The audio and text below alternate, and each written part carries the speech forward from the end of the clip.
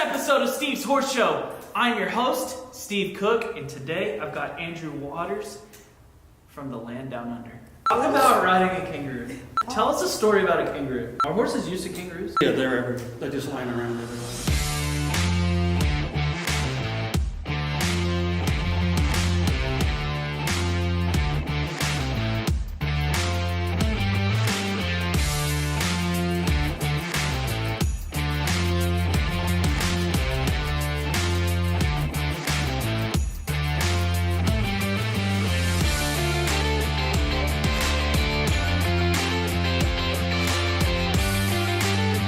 I just want to remind you, if you enjoyed Steve's Horse Show, particularly this episode, then please, the reason why I do this show is that you'll come see us on our website, or you'll come and visit me at one of our retail locations, Cook Feed and Outdoor.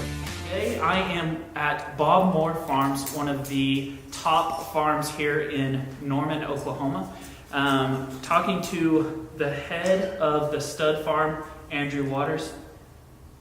Does that mean you're the top stud here at the farm? I try to be. Because you're in charge of the studs, so it would only make sense. Andrew, this is a monumental episode because you're the first Australian I've ever had. 2 years. Talk about what you do here at the farm, kind of your general description of your occupation here. My main job is to take care of the stallions here. I also do the sales preparation, yearlings, brood mares, weanlings. But the main job is to take care of these stallions. Do you still have a small love for the babies and the cell prep and all that? Because of your background? Yeah, it's definitely a challenge to do the yearlings, but it's a reward at the end of the day as well. To fit them and take them along and definitely see them go to the sales and do well and then see them on the track. So we're in middle of January now, or beginning of January. Where are you at right now with the studs on what's their kind of routine right now, I guess? The stallions are just not quite a month out from breeding season, so they turned out every day for about 6 hours.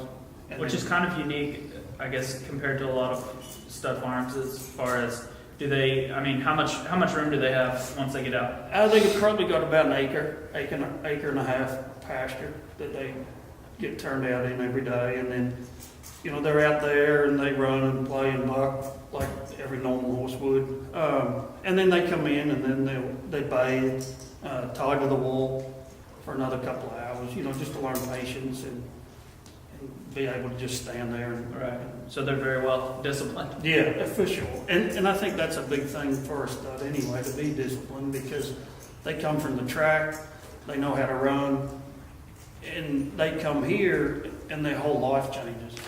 They become a breeding horse instead of a race horse. Right.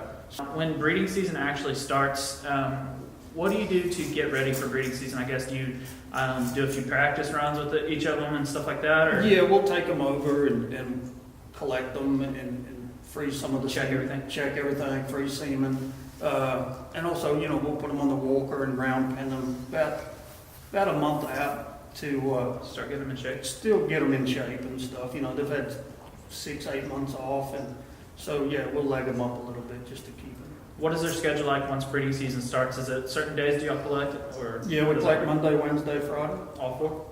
Yes. Or whoever. I guess whoever's on the schedule. Monday, Wednesday, Friday. And then Tuesday, Thursday they're off, so they get turned out in the pasture and just left alone to be horses for those 2 days. And then Saturday, Sunday they turned out all day as well. Do you have, what's the percentage of, after breeding season, we talked about a little bit before we started on, conditioning and stuff like that towards the later part of the season. Is that kind of a challenge? Do they get pretty run down towards the end of the season? Or? Yeah, they do. They get drained and they're tired. It's been a long season for them. So, we try and do whatever we can to keep them interested in the mares, and we'll put them in a box and try to just kind of keep their libido going to get them through to the end of the season. Do you notice a lot of weight loss and stuff like that? Do you have to change your nutrition? No, the studs have been really good here. They've held their weight throughout the whole season. Last year, none of them dropped off at all. They might have put on a little bit of weight, if anything. Wow. But I think that just comes back to knowing the horse itself and, keeping the management of their feed program and taking the best care of them you can through the season. Talk about the sales prep a little bit. What do you do with that? When do you kind of, I guess, take that on? They come in about 90 days before the sale. Do you just do, how many sales do you? We do 3 sales a year. Okay. The winter mix, the yearling sale, and then the fall mix.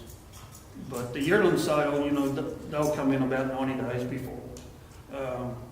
We'll let them stand in the stall for about 3 or 4 days, just let them relax and let them see their new environment.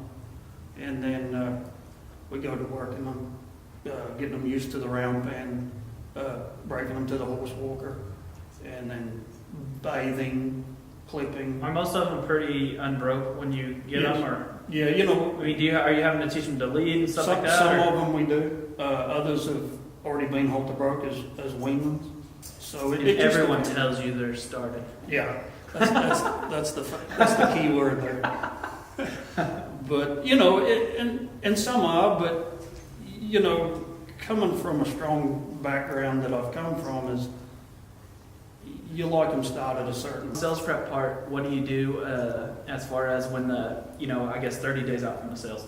How does that look? Are you working them every other day, every day? Yeah, we round pen the horses every other day, walk them other days. And then, that last 30 days, we put the crunch on them a little bit, work them a little bit harder and, go to bathing them a lot more. Really kind of put the shine on them that last 30 days. You don't want them to peak too early, but you'd like for them to peak right at the sale. And that's always a challenge in itself.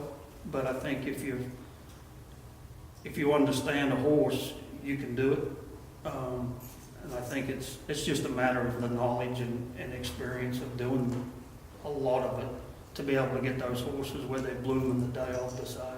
Talk to someone that, maybe someone's watching this that has like a barrel horse or a cutting horse or something like that, and they like to sell horses on the side or something like that. What do you think would be the most important part of, if you were trying to help that person, sell a horse or something like that? What do you think is the most important part? Grooming, nutrition, exercise or something like? Is there something that you think is the most important? Definitely nutrition is probably number one.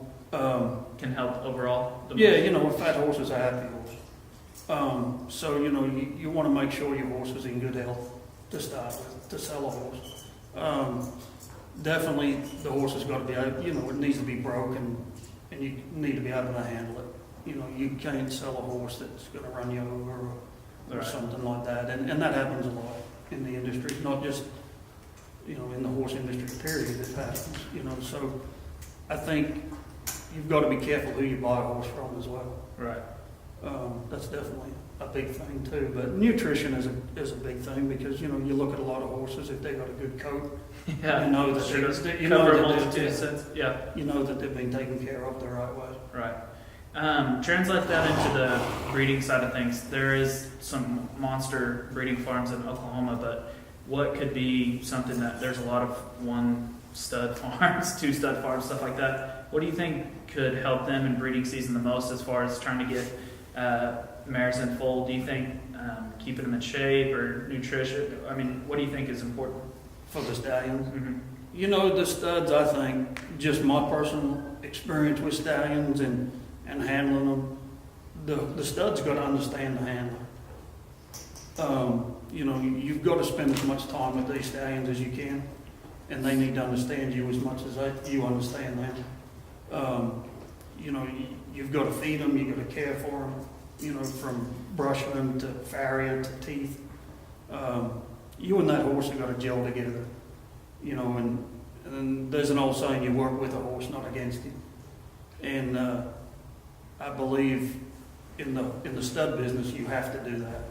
And, taking these stallions to the shed, they trust you going over there with them, and then, when you're teasing them with the mare, and then when they know they're